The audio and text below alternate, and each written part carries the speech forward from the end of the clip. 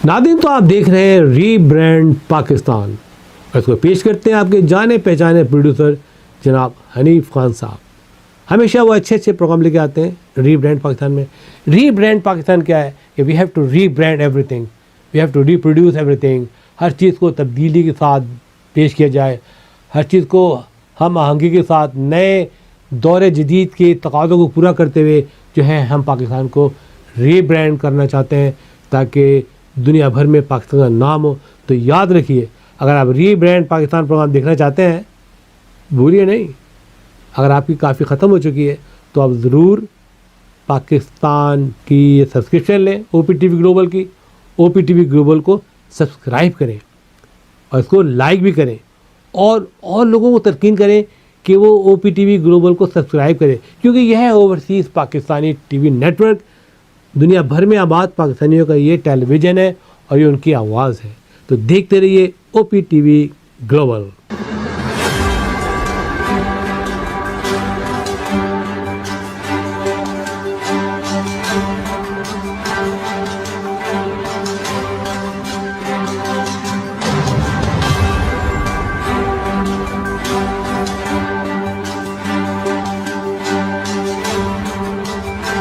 अस्सलाम वालेकुम नाज़रीन, मैं हूं मोहम्मद हनीफ खान, प्रोग्राम रीब्रांड पाकिस्तान के साथ। नाज़रीन, जैसा कि आपको मालूम है कि हमारे प्रोग्राम का फॉर्मेट यही है कि पाकिस्तान की रीब्रांडिंग के लिए जो काम होते हैं, जो वर्क होते हैं, हम उसको आवाम की नज़रों में उजागर करते हैं, उसको लेकर आते हैं।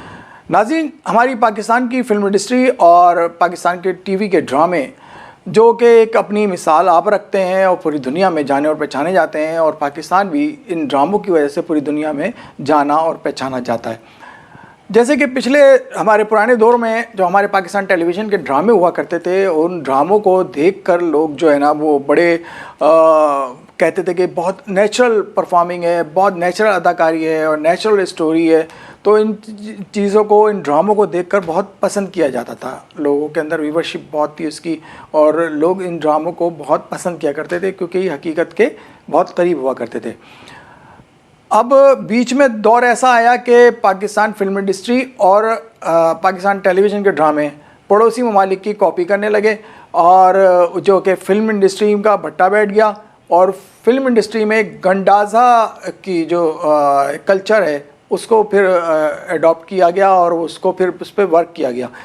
तो इस हवाले से बहुत सारी चीज़ें हमारी फिल्म इंडस्ट्री के अंदर नुकसान की तरफ चली गई। इस हवाले से जो हमारे पाकिस्तान के अंदर जो काफ़ी आर्टिस्टों को नुकसान हुआ, हमारे प्रोड्यूसर्स को नुकसान हुआ, और बहुत सारी जो उससे रिलेटेड लोग हुआ करते थे उनको नुकसान हुआ, और पाकिस्तान की मईशत को भी काफ़ी नुकसान उठाना पड़ा। उसके बाद अभी जो जदीद दौर आया है इस, और सोशल मीडिया का दौर है, इस हवाले से पाकिस्तान में बहुत अच्छे वर्क हो रहे हैं, बहुत अच्छा काम किया जा रहा है, फिल्म इंडस्ट्री बहुत अच्छी जा रही है, उरूज पे जा रही है, और बहुत सारे लोग बहुत सराह रहे हैं और हमारे वर्क को और हमारे काम को, और हमारी जो जदीद इक्विपमेंट्स आ गए हैं उन प्रोड्यूसर ने ड्रामे में और फिल्म के अंदर वो इंस्ट्रूमेंट जो है ना वो यूज़ कर रहे हैं, और इसकी वजह से हमारी क्वालिटी भी बड़ी जो है ना बहुत अच्छी हुई है, बेहतर हुई है, और लोगों ने कहा है कि बहुत अच्छे स्क्रिप्ट हैं, बहुत अच्छी स्टोरीज़ हैं, ड्रामों की भी और फिल्मों की भी। और मज़े की बात है, अब जो TV के एक्टर हैं वो फिल्मों में भी आपको नज़र आते हैं, जैसे फ़हद मुस्तफ़ा हैं, फैसल कुरैशी हैं, और बहुत सारे हुमायूं सईद हैं, बहुत सारे एक्टर हैं जिसमें फ़ीमेल भी हैं, मेल भी हैं, जो फिल्म के अंदर भी उजागर हो रहे हैं, बड़ी स्क्रीन के अंदर वो अपनी जो है ना जलवा फरोज़ हो रहे हैं। बहुत ही कामयाब जा रही है हमारी ये इंडस्ट्री। इसी हवाले से आज के जो हमारे गेस्ट हैं, आज का हमारा मौजू भी इसी हवाले से है कि हमारी जो पाकिस्तान के अंदर एक इंडस्ट्री का दर्जा रखती है ये चीज़ें, तो उस हवाले से हमारे बहुत ही सीनियर अदाकार पाकिस्तान टेलीविज़न के बहुत अच्छे प्रोड्यूसर भी हैं, बहुत अच्छे एक्टर भी हैं, जनाब ZR शाहिद साहब इस वक्त हमारे साथ वीडियो लिंक पर मौजूद हैं। जनाब ZR शाहिद साहब। अच्छा ZR शाहिद साहब, हमारे व्यूवर्स को बताइएगा कि एज ए आर्टिस्ट आपने क्या क्या वर्क किया, आपने थोड़ा सा इंट्रोडक्शन करा दीजिएगा हमारे नाज़रीन को। जी, सबसे पहले मैं OPTV का शुक्रिया अदा करता हूं कि आज उन्होंने मुझे मौका दिया, मैं यहां आया और तारुफ़ किया। बस ये देखिए कि टेलीविज़न पे एक्टिंग करते हुए मैं पहली मर्तबा 92 में कासिम जलाली साहब के ड्रामे में मुझे मौका मिला था, और जब से मैं काम करता आया हूँ उसके बाद फिर तकरीबन हम लोगों ने, मैं और अब्दुल्ला कादवानी, एक बड़ा नाम है इस वक्त शोबीज़ का, हम लोगों ने 98-99 में एक अपनी प्रोडक्शन की थी जिसका नाम था पाँचवा मौसम। माशाल्लाह उसकी बड़ी पजीराई हुई थी। फिर उसी के बाद कुछ दिन के बाद हमने अब्दुल्ला कादवानी ने डायरेक्ट की थी, और मैं और अब्दुल्ला साहब पार्टनर थे। अब्दुल्ला के साथ मेरा वास्ता एक छोटे भाइयों की तरह है। फिर उसके बाद अंधेरे दरीचे, जिसमें बड़ी पाकिस्तान की मेगा कास्ट थी, पाकिस्तान के वो एक्टर थे जिनको आजकल इतनी सीनियर कास्ट थी कि मैंने सुना है, मैं देख नहीं सका, कि पूना इंडस्ट्री में उसका जिक्र किया जाता है क्योंकि तलत हुसैन जैसा एक बड़ा नाम था, उस पर मैंने उनके साथ काम किया। तो वहाँ दिखाया जाता है कि देखिए तलत हुसैन, तलत भाई जैसे बड़े एक्टर को दिखाया जाता है कि इनसे आप अदाकारी सीखें, और उस वक्त से मैं काम करता चला आ रहा हूँ। कासिम जलाली एक बहुत बड़ा नाम रहा है पाकिस्तान टेलीविज़न का, और कासिम जलाली के बाद देखिए बहुत सारे ऐसे, इकबाल लतीफ़ उनके प्ले में काम किया, काजिम पाशा के ड्रामों की ख़ास बात ये होती थी कि वो तलफ़्फ़ुज़ को इतना दुरुस्त करवाते थे कि उनकी किसी भी ड्रामे में देखिए तलफ़्फ़ुज़ जिस तरह हम ज़िंदगी में बोलते हैं, अगर वहाँ आम ज़िंदगी में मैं कहता हूँ मैं जा रहा हूँ, तो वो ड्रामों में ये नहीं कहा करते थे मैं जा रहा हूँ, ये उनसे मैंने सीखा। वो कहते मैं जा रहा हूँ, जो आम ज़िंदगी थी। इसी तरह बजिया थी, मुझे याद है कि उनका प्रोजेक्ट था, बजिया के प्रोजेक्ट में मैं काम कर रहा था, बजिया ने लिखा था, कासिम जलाली साहब उसको डायरेक्ट कर रहे थे। तो एक लफ्ज़ था शिकस्त, तो मैं ये समझता था कि लफ्ज़ शिकस्त होता है, लेकिन उन्होंने मेरी तस्हीह कराई शकिस्त। तो वो एक एक चीज़ को पकड़ा करती थीं, कासिम जलाली हों, इकबाल लतीफ़ हों, काजिम पाशा हों। उस वक्त के जो ड्रामे थे उसकी बाकायदा एक रिहर्सल की जाती थी, हम लोगों को 2 दिन पहले बुलाया जाता था और पूरी कास्ट बैठी होती थी, जिसका जो कैरेक्टर होता था वो टेबल पे बैठे हुए उस पिच, आवाज़ की जो पिच होती थी उसके थ्रू बोलता था। और जिस वक्त हम लोग रिकॉर्डिंग पर जाते थे तो हमें बड़ी आसानी होती थी, वहाँ एक्टिंग में कोई मुश्किल नहीं होती थी। बल्कि मैं यूँ कहता चलूँ कि जब ये हम लोगों ने, मैं और अब्दुल्ला कादवानी ने, हम लोगों ने अपनी पहली प्रोडक्शन 98 पे गालिबन की थी, पाँचवा मौसम। शाहिद काज़मी मरहूम उसके राइटर थे, अब्दुल्ला ने डायरेक्ट की थी, जिसको लोग कह रहे थे कि जी अब्दुल्ला कादवानी ने नहीं डायरेक्ट की, लेकिन ये बात बिल्कुल दुरुस्त है कि अब्दुल्ला कादवानी की ही डायरेक्शन थी। और उसके बाद मेरा जाना इत्तेफाक से USA हुआ। मैं जैक्सन हाइट पे गया न्यूयॉर्क पे, जहाँ मैंने देखा कि पाकिस्तान के बंस रोड की तरफ से एक मार्केट है, वहाँ गोलगप्पे भी मिल रहे थे, आलू छोले भी मिल रहे थे, हलीम भी मिल रहा था। तो उन लोगों ने, जब मेरा ड्रामा, पाकिस्तान के ड्रामे अल्हम्दुलिल्लाह बड़े मशहूर हुआ करते थे, तो उन लोगों ने ड्रामे देखे। तो मैं जब गया तो उन लोगों ने, मेरी जो दुकानदार थे, जो लोग थे, उन लोगों ने इतनी पजीराई की कि मुझसे गले मिलना चाह रहे थे, हाथ मिल रहे थे। पहले 2 4 5 लोगों से तो मैंने बहुत अच्छी तरह हाथ भी मिलाया, गले भी मिला। फिर मेरे साथ मेरे वहाँ यूसुफ, मेरे दोस्त हैं कराटे के, मेरे सीनियर, वो कहने लगे भाई बात सुनिए, 150-200 लोग हैं, किससे तू गले मिलता रहेगा, सबसे दूर से हाथ मिलाए। मैंने कहा यार ये लोग मोहब्बत करते हैं, इन लोगों ने मेरे उस कैरेक्टर को देखा है, उस कैरेक्टर को देखने के बाद ये मेरी तरफ राग़िब हुए, मुझे मोहब्बत दे रहे हैं। अगर मैं मतलब इग्नोर करूँगा तो शायद ये अच्छा नहीं है। लेकिन मुझे बड़ी खुशी हुई थी कि हम पाकिस्तान में रहते हैं, लेकिन हमारे जो ड्रामे हैं वो देखे जा रहे हैं, और वहाँ लोग उससे मुस्तफ़ीज़ होते हैं और बाकायदा उससे बहस होती है। एक सीनियर एक्टर होने के नाते आप हमारी मौजूदा जो इंडस्ट्री है ड्रामे की और फिल्म की, उसको किस हवाले से और किस नज़रिए से देखते हैं आप? देखिए, मौजूदा और पुराने जो ड्रामों थे, थोड़ा बहुत फ़र्क तो खैर उसमें बहुत ज़्यादा है। पहले मेहनत की जाती थी, आजकल लेटेस्ट इंस्ट्रूमेंट के ज़रिए हम ड्रामे को आगे लेकर चल रहे होते हैं। उस वक्त वही कैमरा PTV का होता था, जो बहुत बड़ा ह्यूज कैमरा होता था, और उस वक्त जो भी काम होता था मैनुअली होता था, कदरे वो मुश्किल था। उसी वक्त अपने आप के एक्सप्रेशन देने होते थे उसी वक्त। लेकिन अब तो कट टू कट का है। मैं 10 दफ़ा गलतियां करता हूं, अब कहीं पर हम लोग काम करते हैं कट टू कट है, कहता बस ठीक है शाहिद भाई, जितना आपने बोल दिया ठीक है, इसको आगे ले लेंगे। और अब एक नया रवाज है। मुझे याद पड़ता है कई जगह मेरे डायरेक्टर जो भी दोस्त हैं बुलाते हैं, यार तुम आ जाओ। मैं उनसे पूछता हूँ स्क्रिप्ट या तो मोबाइल पे भेज देंगे, और नहीं भी भेजेंगे तो वही कहते हैं बस यार आ जाओ। आजकल के ड्रामा इंडस्ट्री में सिर्फ 15 से 20 मिनट पहले आपको स्क्रिप्ट दिया जाता है और उनसे कहा जाए यार ये पहले देते तो मैं इसकी परफॉर्मेंस अच्छी करता, तो कहते हैं यार तुम तो सीनियर हो। जवाब उनका ये होता है तुम तो सीनियर, तुम फ़ौरन कर लोगे। देखिए उसमें फ़र्क पड़ता है। अगर आपको एक चीज़ याद होती है तो आप बहुत बेहतर तरीके से उसको परफॉर्म करते हैं। लेकिन फिर भी अब ज़माना कट टू कट का है। आपने मास्टर शॉट शुरू किया, जहाँ पर आपने देखा कि वो शॉट ड्रैग हो गया या कहीं फंबल हो गया, वो वहीं काट देते हैं, फिर वहीं से शुरू कर देते हैं। तो आसानियाँ पैदा हो गई हैं क्योंकि इंस्ट्रूमेंट जो हैं वो लेटेस्ट आ चुके हैं। तो ड्रामा एक्टर को इतनी मेहनत नहीं करनी पड़ती और आसानी से काम हो जाता है, ये फ़र्क है। अच्छा शाहिद भाई, इस वक्त सोशल मीडिया का दौर दौरा है और ड्रामे जो हमारे हकीकत पसंदी की तरफ जा रहे हैं और बहुत सारे लोग देख रहे हैं, उस हवाले से आप क्या कहेंगे? देखिए ये कदरे अच्छी बात है कि सोशल मीडिया का दौर दौरा है। पहले सिर्फ एक टेलीविज़न होता था, जिसे एक्टिंग करनी है वो बेचारा वहीं लाइन लगाता था। अगर प्रोड्यूसर ने अंदर बुला लिया तो उसको एक्टिंग के जौहर दिखाने का मौका मिलता था। अदरवाइज़ कोई ऐसा यूँ कह लीजिए कोई ऐसा स्टेशन नहीं था, कोई ऐसा लफ्ज़ यूँ कहना चाहिए, कोई ऐसा मुकाम नहीं था जहाँ वो अपनी एक्टिंग के जौहर दिखाता। ये बात ज़रूर हुई कि जो इस वक्त ये मल्टीमीडिया यूँ कह लीजिए सोशल मीडिया का जो दौर है, हर आदमी एक्टर बन गया। इस सोशल मीडिया ने बहुत सारे लोगों को एक्टर बना दिया है। जो वो चाहता है वो करता है। छोटा सा एक मोबाइल होता है, उसमें अपनी वीडियो बनाता है, सोशल मीडिया में भेज देता है। जो उसका एक शौक़ होता है कि लोग मुझे देखें, जो वो करना चाहता है वो कर लेता है। तो फ़र्क ये आ गया सोशल मीडिया पहले और अब में फ़र्क ये है कि अब जिसका दिल चाहता है वो अपना शौक़ पूरा कर लेता है। पहले ज़माने में जो राइटर, डायरेक्टर, प्रोड्यूसर हुआ करते थे, उनका और फ़नकारों के दरमियान जो है ना बड़ा ज़हनी हम आहंगी हुआ करती थी। अब क्या ऐसा है या नहीं है? हाँ, देखिए अब वो म्यार तो नहीं है, अब वो म्यार नहीं है।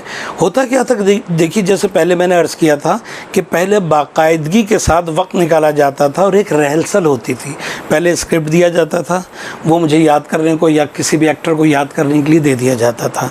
जब वो स्क्रिप्ट अच्छी तरह 1-2 दिनों में याद होता था, फिर एक राउंड टेबल, एक यूँ कह लीजिए कि बड़ी एक कॉन्फ्रेंस हॉल में बैठकर डायरेक्टर बैठा होता था और वो बताता था कि मुझे आवाज़ की पिच, लय कितनी ऊंची ले जानी है, मेरी पिच क्या होगी आवाज़ की, और मुझे किस जोश में बोलना है, गुस्से में, मेरा लहजा क्या होगा, ये सब कुछ सिखाया जाता था।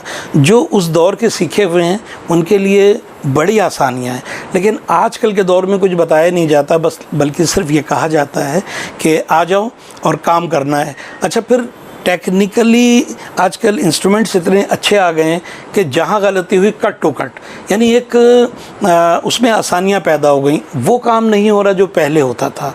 बज़ाहिर हमें नज़र आ रहा है कि बहुत अच्छा काम, लेकिन वो नहीं हो रहा।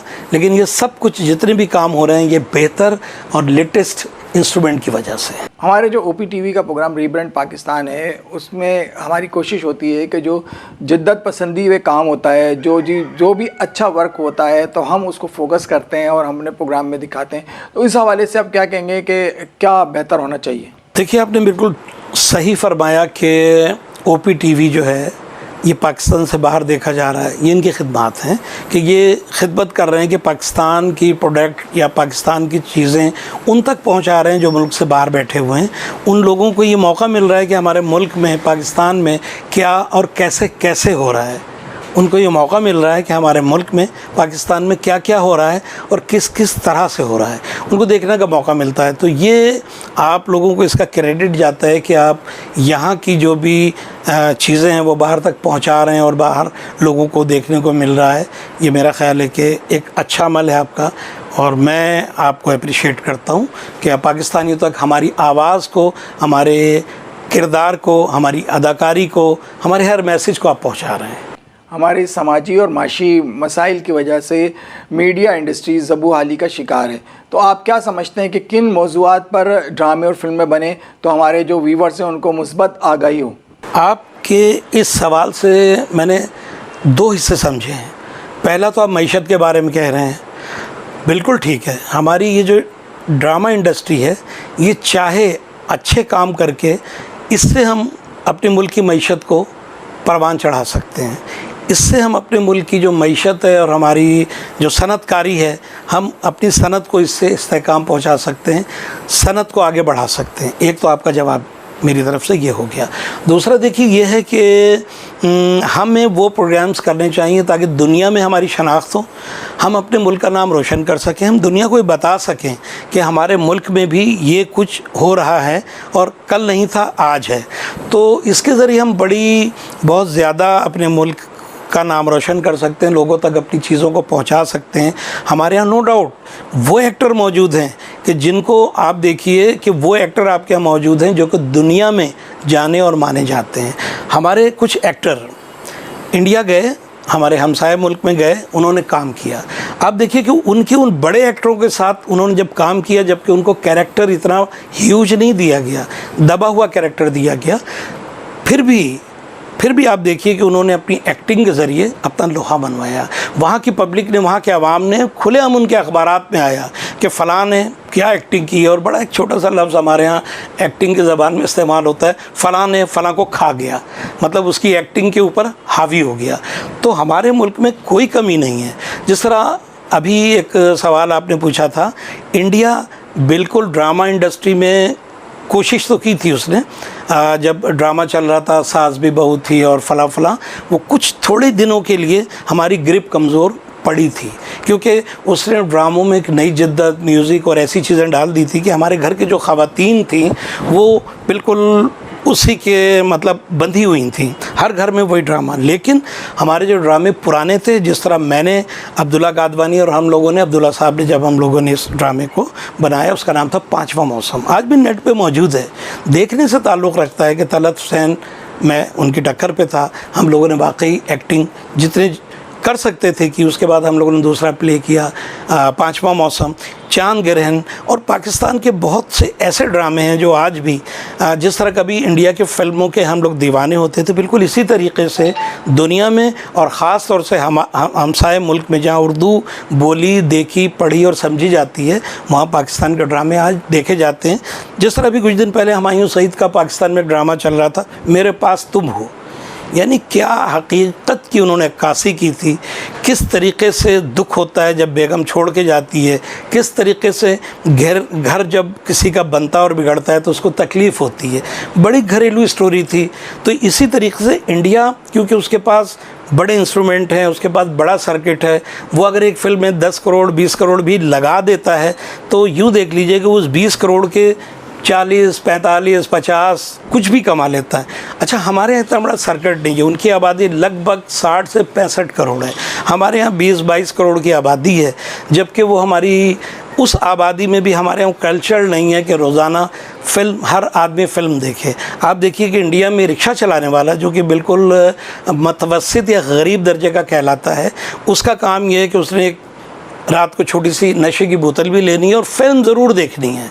जब वो फिल्म देखेगा तो उनके यहाँ फ़िल्म के ज़रिए अमाउंट आती है, फ़िल्म के ज़रिए उनका एक काम चलता है, उनके पास तरक्की। हम लोग ये काम इसलिए नहीं कर सकते कि हमारा सर्किट बहुत छोटा है, और हमारे पास अगर उस तरह की फ़िल्म देखने वाले लोग 22 करोड़ में से मैं समझता हूँ कि 10-20 लाख भी नहीं होंगे जो रोज़ाना की बुनियाद पे फ़िल्म देखें। उनको एक आदत है, वही कल्चर है, उनके एक मज़हब में उसको अप्रिशिएट करते हैं, नाच गाना उनके मज़हब में अप्रिशिएट किया जाता है, इसलिए वो हमसे आगे हैं। लेकिन अल्हम्दुलिल्लाह दोबारा पाकिस्तान की गिरफ्त इंडिया में ड्रामों में, वहाँ के लोग अभी भी हम लोगों को बताते हैं कि अब दोबारा पाकिस्तान के ड्रामे इसी तरह मकबूल हैं जिस तरह कहीं इंडिया की जो फिल्में थी दुनिया में मकबूल थी या पाकिस्तान में मकबूल होती हैं अभी भी, इसी तरह हमारे ड्रामे, हमें बहुत इस पर फ़ख्र है कि हमने बहुत अच्छे ड्रामे बनाए और आज भी हमारे यंगस्टर्स, नए नए बच्चे। मीडिया इंडस्ट्री के अंदर बजट एक मसला रहा है। आज की सूरत हाल से आप कितने मुतमईन हैं कि सरमायाकारी में कोई रुकावट ना हो? देखिए, हर एक चीज़ जब भी कभी स्टार्ट की जाती है तो एक बजट एलोकेट किया जाता है, चाहे वो कोई भी काम हो। अच्छा, इसी तरह से इंडिया की बड़ी इंडस्ट्री है, वो एक बड़ा बजट, ह्यूज बजट लेकर आते हैं मार्केट में, हमारे यहाँ छोटा है। आपका सवाल ये है कि हमें दोनों को मिल के या गवर्नमेंट की सतह पे क्या इक़दामात करने चाहिए जिससे हमारी इंडस्ट्री भी बूस्ट करे और उनकी इंडस्ट्री भी तरक्की करे। वो तो देखिए, उसके लिए यही है कि हमें जॉइंट वेंचर करने पड़ेंगे, मिल बैठकर बातें करनी पड़ेंगी, उनके फिल्म इंडस्ट्री को हमारे यहाँ इज़्ज़त दे, हमारे यहाँ उसको इज़्ज़त मिले। और उनकी फ़िल्म इंडस्ट्री वैसे तो एक बड़ी इंडस्ट्री, लेकिन पाकिस्तान भी एक छोटी मार्केट नहीं है। जब इंडियन फिल्में आया करती तो हमने देखा कि पाकिस्तान में भी बहुत ज़्यादा लोगों का एक शौक़ होता है कि वो इंडियन मूवीज़ देखें। तो हमें मिलकर कुछ करना चाहिए, ऐसी राह निकालनी चाहिए ताकि दोनों ममालिक की इंडस्ट्रीज़ को, ख़ास तौर से मीडिया इंडस्ट्री और फिल्म इंडस्ट्री को तरक्की मिले। अच्छा, जॉइंट एडवेंचर के हवाले से अब मैं ये पूछना चाहूँगा कि जॉइंट एडवेंचर में बड़ा मतलब अच्छा रहा है, उसमें काफ़ी बिजनेस हुआ है, तो उस हवाले से ये होगा कि हमारी जो फ़नकार बिरादरी है उनको रोज़गार मैसर आएगा। इस हवाले से आप क्या कहेंगे? देखिए, बिल्कुल ऐसा हो, लेकिन हमारा हमसाया मुल्क जो है ऐसा होने नहीं देगा, क्योंकि पाकिस्तान में टैलेंट की कमी नहीं है। अगर कोई, मैंने जैसा कि पहले अर्ज़ किया कि अगर इंडिया हमारे फ़नकारों को बुलाता है तो उसकी कोशिश होती है जो कैरेक्टर दिया जाए वो थोड़ा सा मतलब इतना ह्यूज कैरेक्टर ना हो कि उनको अपनी फ़नकारी के जौहर दिखाने पड़े। थोड़ा सा एहसास तो उनको होगा ना, ज़ाहिर है उनके मुल्क में काम हो रहा है, उनके बड़े एक्टर हैं, फ़िल्म उनके मुल्क में चलेगी, तो एक एहसास होता है। लेकिन अगर पाकिस्तान और इंडियन एक्टर मिलकर किसी भी प्रोजेक्ट पे काम करें और बैठने के बाद अगर हमारा जॉइंट वेंचर हो, उससे हम एक दूसरे के काम ज़्यादा फासलों को कम कर सकते हैं, क़ुर्बत हो सकती है और एक दूसरे से हमें सीखने का मौका मिलेगा। बल्कि मैं इस बात को थोड़ा सा और आगे बढ़ा देता हूँ। आप लोगों ने अक्सर सुना होगा कि जिस तरह आप लोग कहते हैं कि फ़नकारों की कोई सरहद नहीं होती, या बल्कि पहले आप लोग कहा करते थे कि अपना जो परिंदे हैं उनकी कोई सरहद नहीं होती, फ़नकार भी इसी तरह है। परिंदा अगर इंडिया में चला गया तो वो इंडिया का हो गया, यहाँ है तो यहीं का है। अच्छा, इसी तरह फ़नकार हैं, इनकी कोई सरहद नहीं होती। हमारे फ़नकार इंडिया के आवाम के दिलों में बसते हैं।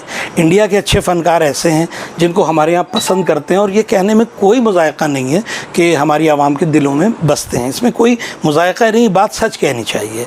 तो अगर हम मुस्तक़बिल में ये चाहें कि जिस तरह हमारे सियासतदान हैं, हमारा इंडिया से बड़ा इख्तिलाफ़ बताया और दिखाया जाता है, अगर इनमें फ़नकारों को भी साथ मिलाया जाए और इस तरह के डेलीगेशंस यहाँ से वहाँ जाएँ, वहाँ के यहाँ आएँ, तो मैं ये समझता हूँ कि आवाम बजाय सियासतदान के, माज़रत के साथ, आवाम जो है फ़नकार की ज़बान की निकली हुई बात की अहमियत ज़्यादा देगी और उसको ज़्यादा कदर से सुनेगी और समझेगी, चाहे वो पाकिस्तान का फ़नकार हो या इंडिया का फ़नकार हो।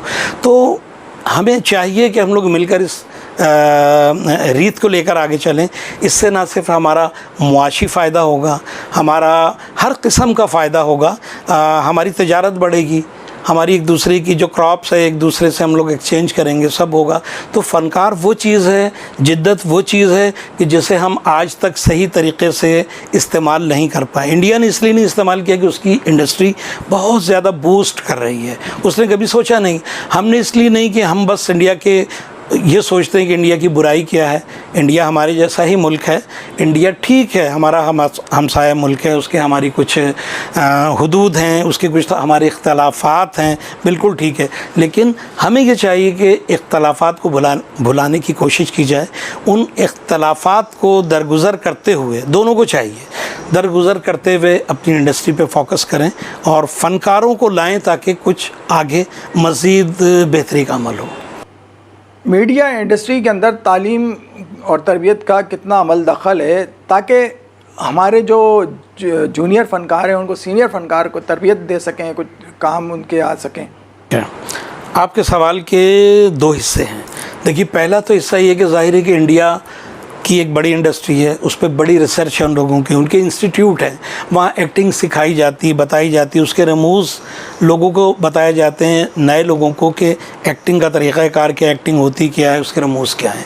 हमारे यहाँ ऐसा कोई इंस्टीट्यूशन नहीं है। पाकिस्तान में आर्ट्स काउंसिल है, उस पर कुछ बताया जाता है, या वहाँ एक हमारा हिंदू जिम खाना है, वहाँ पर इस चीज़ की एक्टिंग की ट्रेनिंग हमारे सीनियर तलब सैन और बाकी लोग वहाँ ट्रेनिंग देते हैं, बताते हैं। लेकिन अगर मिल के इस इंडस्ट्री को लाया जाए, जो कि बहुत मुश्किल है, लेकिन अगर मिलकर हमारे फ़नकार, उनके फ़नकार यहाँ हैं, हमें ट्रेनिंग दें, हमें बताएं, और हमारे फ़नकार वहाँ जाएं, क्योंकि ड्रामा इस इंडस्ट्री में नो डाउट कि हमारे पास बहुत मवाद मौजूद है, बहुत टैलेंट मौजूद है, बहुत सारे लोग मौजूद हैं।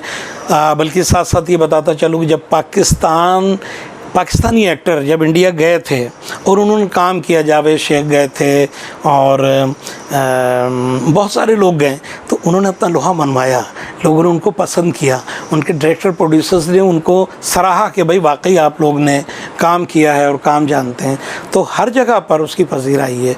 तो आपने जो पूछा कि ऐसी ट्रेनिंग के सिलसिले होने चाहिए ताकि हम एक दूसरे को ट्रेनिंग दें, एक दूसरे से हमें सीखने का मौका मिले, हुकूमत को चाहिए ये। माजी के अंदर दोनों ममालिक मुश्तरका फ़िल्म साजी करते रहे हैं और हम उनकी फ़िल्में, हमारे पड़ोसी ममालिक की फ़िल्में ये पाकिस्तान में भी लगती रही हैं और हमारी फ़िल्में भी वहाँ जाती रही हैं। तो इस दौर के अंदर क्या वो दौर वापस आ सकता है? देखिए, आपने उस दौर की बात की जब पाकिस्तान और इंडियन फ़नकार एक फ़िल्मों में काम किया करते थे। क़याम पाकिस्तान के बाद जब हमारे फ़नकार वहाँ या मिल के फ़िल्में बनती थी, वो दौर आप कह रहे हैं कि किस तरह वापस आ सकता है, तो मेरा ख्याल है वो तो नहीं वापस आ सकता। इस खलीज को हम कम ज़रूर कर सकते हैं। देखिए, उनकी लता मंगेशकर कितनी बड़ी गुलकारा थीं, आजकल इस दुनिया में नहीं है। वो कहा करती थी कि मैंने बहुत कुछ, और बल्कि इतना ज़्यादा लता अपना नूरजहाँ साहिबा से सीखा था जिनको मलका तरन्नुम का खिताब मिला। वो कहती थी मैंने उनसे गाना सीखा। ये छोटी बात नहीं है कि इंडिया की एक इतनी बड़ी गुलकार, इतनी बड़ी गुलकारा जिसका तूती बोलता हो, जो सबसे बड़ी गुलकार, और वो कहती हो कि मैंने पाकिस्तान की नूरजहाँ से बहुत कुछ सीखा। ये बड़े दिल की बात है और इसमें नो डाउट कि उन्होंने सीखा होगा, उन्होंने सच बोला। तो इसी तरीके से मलका तरन्नुम जब थी, उन्होंने इंडिया और पाकिस्तान के लिए गाने गाए। पाकिस्तान के जो मिलकर लोगों ने किया, हम सिर्फ इस खलीज को देखिए। अगर मैं ये कहूँ कि हाँ जी हम चाहें तो वो दौर वापस ला सकते हैं, मुमकिन है कि ऐसा ना हो, लेकिन हम उस खलीज को जितने हमारे फ़नकार हैं मिल के ख़त्म और कम कर सकते हैं। कम ख़त्म बिल्कुल नहीं कर सकते, लेकिन हम उसे कम कर सकते हैं। लोगों के दिलों में मोहब्बत के चिराग जला सकते हैं, मोहब्बत पैदा कर सकते हैं, एक दूसरे को अपनी तरफ राग़िब कर सकते हैं, खींच सकते हैं। OPTV के जो हमारे व्यूवर्स हैं, जो आपको देख रहे हैं, उनके लिए कोई पैगाम देना चाहेंगे? जी, मैं इस OPTV के तवज्जुह से उनका शुक्रिया अदा करना चाहता हूँ कि जो अमेरिका में मुक़ीम है वक़ार अली ख़ान और मैडम फ़ातिमा, उनकी बड़ी खिदमत हैं। उनकी वजह से ये चैनल अमेरिका में देखा जा रहा है, उनकी वजह से पाकिस्तान की आवाज़ वहाँ पहुँच रही है, और ना सिर्फ अमेरिका में बल्कि पूरी दुनिया में जहाँ जहाँ पर ये चैनल देखा जा रहा है, उनकी खिदमत में उनका शुक्रिया अदा करना चाहता हूँ कि उन्होंने बड़ा ये काम किया। और पाकिस्तानी आवाम की तरफ से मैं उनका शुक्रिया अदा करता हूँ कि जिसके ज़रिए हम अपनी आवाज़ अमेरिका में पहुँचाते हैं और पूरे अमेरिका के दिलों में हम अपने इस पैगाम को पहुँचाते हैं लोगों के दिलों में। इस तरह के ये एक चैनल है, लेकिन मैं ये समझता हूँ कि इस तरह के बहुत सारे चैनल हों। ये बीड़ा उन्होंने उठाया, अपने सर लिया। ये बड़ी, मैं समझता हूँ दुनिया में ये शोबीज़ को आप नेकी ना कहें, लेकिन मैं फिर भी कहूँगा शोबीज़ के काम में भी वो नेकी का काम कर रहे हैं, क्योंकि इससे ज़रूरी नहीं कि शोबीज़ हमें गलत सबक देती है। शोबीज़ से हम बहुत अच्छी अच्छी चीज़ें हमें मिलती हैं जो कि हम दुनिया भर में फैलाते हैं। और मैं एक मरतबा फिर वक़ार अली ख़ान साहब का, मैडम फ़ातिमा का तहे दिल से शुक्रिया अदा करता हूँ कि उन्होंने ये कदम उठाया। पाकिस्तानी होने के नाते अमेरिका में मुक़ीम हैं और जो जद्दोजहद कर रहे हैं, अल्लाह ताला उनको साबित कदम रखे ताकि वो मज़ीद इस तरह के काम और करें। बहुत बहुत शुक्रिया ज़ेडार शाही साहब, अब हमारे प्रोग्राम रीब्रांड पाकिस्तान में तशरीफ़ लाए। नाज़रीन, जैसा कि ज़ेडार शाही साहब ने बहुत ही अच्छी अच्छी बातें बताई हैं और बहुत से ऐसे इश्यूज़ पे भी उन्होंने निशानदेही की है कि उस पर अगर काम किया जाए तो बहुत ही तरक्की हो सकती है। और बहुत सारे काम ऐसे हैं कि अगर हम करने बैठें, और क्योंकि देखें फ़नकारों की कोई सरहद नहीं होती। अगर फ़नकार बिरादरी अगर मिल बैठें और एक अच्छा वर्क कर सकें कि दोनों ममालिक के अंदर, और जहाँ जहाँ उर्दू बोली जाती है वहाँ पर हमारी प्रोडक्शंस देखी जाएं। और आजकल तो डबिंग का भी दौर है, तो डबिंग करके भी बहुत सारी चीज़ें हो सकती हैं। तो हमारी जो पाकिस्तान में ये जो इंडस्ट्री है उसको बहुत फ़ायदा होगा और जो हमारे फ़नकार हैं उनको भी बहुत फ़ायदा होगा। इसी के साथ अपने होस्ट मोहम्मद हनीफ़ ख़ान को प्रोग्राम रीब्रांड पाकिस्तान से इजाज़त दीजिए। अल्लाह हाफ़िज़।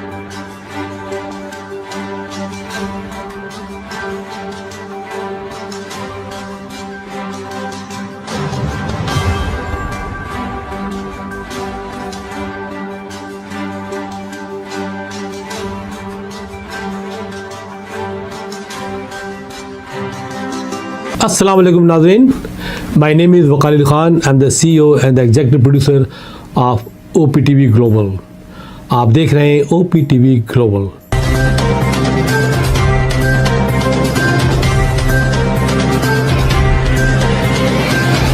नाज़रीन याद रखिए, ये ओवरसीज़ पाकिस्तानियों का प्रोग्राम है। दुनिया भर में जहाँ जहाँ पाकिस्तानी आबाद हैं, हम उनकी बात करते हैं और उनके ओपिनियन और उनके ख्यालात आप तक पहुँचाते हैं, और हम पाकिस्तान की तस्वीर भी पेश करते हैं।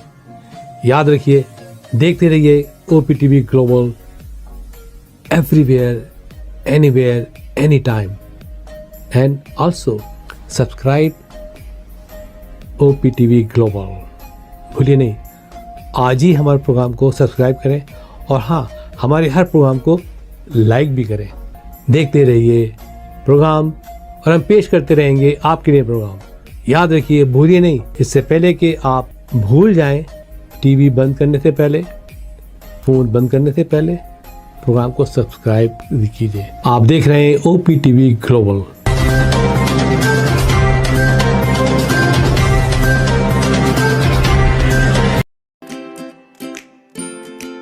Faber Fusion is a company run by clinicians. When we are looking at a patient, we are looking at the patient's medical needs first. Patient is in the comfort of his or her home. They're watching the TV, they're doing their chores while the infusion is going on. And patient's copay deductible will be much lower if done at home than in the hospital setting. Home infusion, all in all, is a winning place for getting infusions done. It is a heartening fact that you may obtain the best return on investment from your knowledge. You can progress by taking one step at a time every day and getting the greatest outcomes. American Education for Foreign Students provides online certification programs to assist you build your job skills in the United States. AMEDFS offers students hundreds of certificates courses worldwide. There are no limits to learning, and with AMEDFS, you can begin your journey of studies by enrolling in these courses at your own pace, no matter where you are in the world. Our certificate programs are cost-effective and can help you improve your skills and knowledge. The best part is that you can learn these courses in your desired duration. We offer countless courses in various disciplines. Many courses are available, including business, information technology, programming, and project management. Our mission is to make high-quality education accessible globally. For more information, visit our website www.amedfs.com or call us on 1909-5762-982.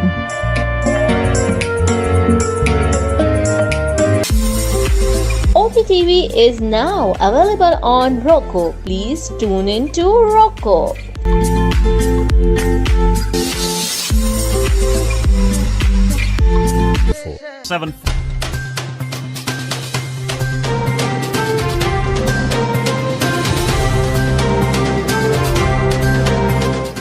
OPTV की फखरिया पेशकश, दुनिया भर में आबाद पाकिस्तानियों की तरक्की और कामरानी पर मबनी प्रोग्राम। पाकिस्तान को तरक्की की राह पर गामजन करने के लिए दुनिया भर में पाकिस्तानी मुतहर्रिक और तैयार। दुनिया भर के मुल्कों में पाकिस्तानी का उनकी तरक्की में हिस्सा देखिए। बैनुल अक़वामी मंजर में पाकिस्तानियों का समाजी, सियासी, तिजारती और मजहबी उमूर में भरपूर किरदार।